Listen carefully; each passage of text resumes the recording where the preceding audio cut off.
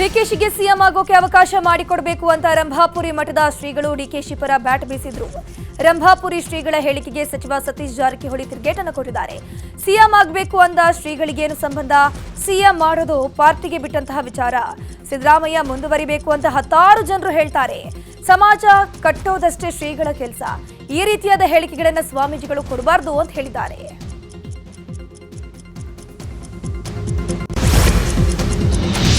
ಆಂಧ್ರಪ್ರದೇಶದ ಪುಟ್ಟರ್ತಿಗೆ ತೆರಳಿದ ಕೇಂದ್ರ ಸಚಿವ ಶಿವರಾಜ್ ಸಿಂಗ್ ಚೌಹಾಣ್ ನಿನ್ನೆ ಕಾರ್ಯಕ್ರಮದ ನಿಮಿತ್ತ ಬೆಂಗಳೂರಿಗೆ ಆಗಮಿಸಿದರು. ಈ ವೇಳೆ ಬಿಜೆಪಿಯ ರಾಜ್ಯಾಧ್ಯಕ್ಷ ಬಿವೈ ವಿಜೇಂದ್ರ ಸೇರಿ ಹಲವು ಶಾಸಕರು ಅವರಿಗೆ ಸ್ವಾಗತ ಕೋರಿದ್ದಾರೆ. ಕೆಂಪೇಗೌಡ ವಿಮಾನ ನಿಲ್ದಾಣಕ್ಕೆ ಬಂದಿಳಿದ ಚೌಹಾಣ್ಗೆ ಬಿಜೆಪಿ ನಾಯಕರು ಸ್ವಾಗತಿಸಿದರು. ನಂತರ ರಸ್ತೆಯ ಮೂಲಕ ಪುಟ್ಟರ್ತಿ ಕಡೆ ಶಿವರಾಜ್ ಸಿಂಗ್ ಚೌಹಾಣ್ ತೆರಳಿದರು.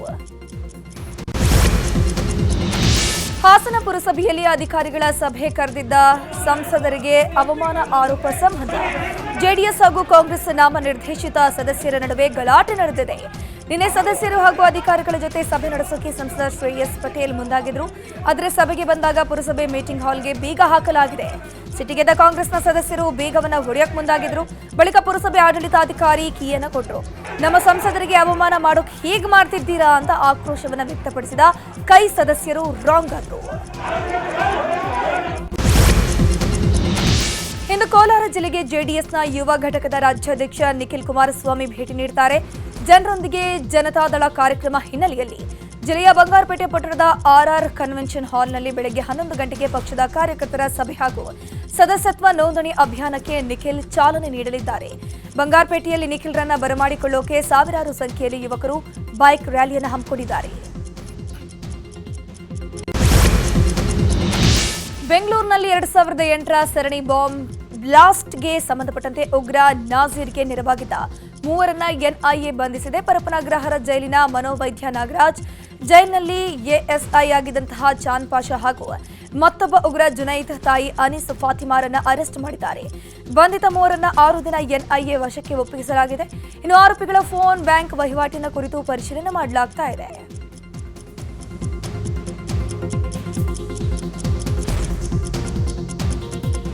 ಎನ್ಐಎ ದಾಳಿ ವೇಳೆ ಪರಾರಿಯಾಗಿದ್ದ ಆರೋಪಿ ಸತೀಶ್ ಗೌಡ ನಿನ್ನೆ ಮಧ್ಯಾಹ್ನ ಎನ್ಐಎ ಕಚೇರಿಗೆ ವಿಚಾರಣೆಗೆ ಹಾಜರಾಗಿದ್ದರು.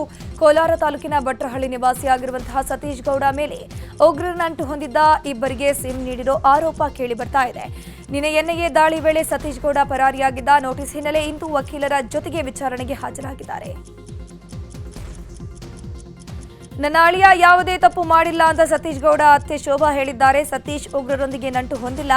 ಎನ್ಐಎ ಅಧಿಕಾರಿಗಳನ್ನ ನೋಡಿ ಓಡ್ ಹೋಗಿದ್ದಾನೆ ಅಷ್ಟೇ. ನಾವು ಬಡವರು ಕೂಲಿ ಕೆಲಸ ಮಾಡಿಕೊಂಡು ಜೀವನ ಮಾಡ್ತಿದ್ದೀವಿ ಅಂತ ಹೇಳಿದ್ರು. ಶಂಕಿತ ಉಗ್ರ ನಾಜೀರ್ಗೆ ಸಹಾಯ ಮಾಡಿದ್ದವರ ವಿಚಾರಣೆ ತೀವ್ರಗೊಳ್ತಾ ಇದೆ. ತನಿಖೆ ವೇಳೆ ಕೆಲ ಸ್ಫೋಟಕ ವಿಚಾರ ಬೆಳಕಿಗೆ ಬಂದಿದೆ.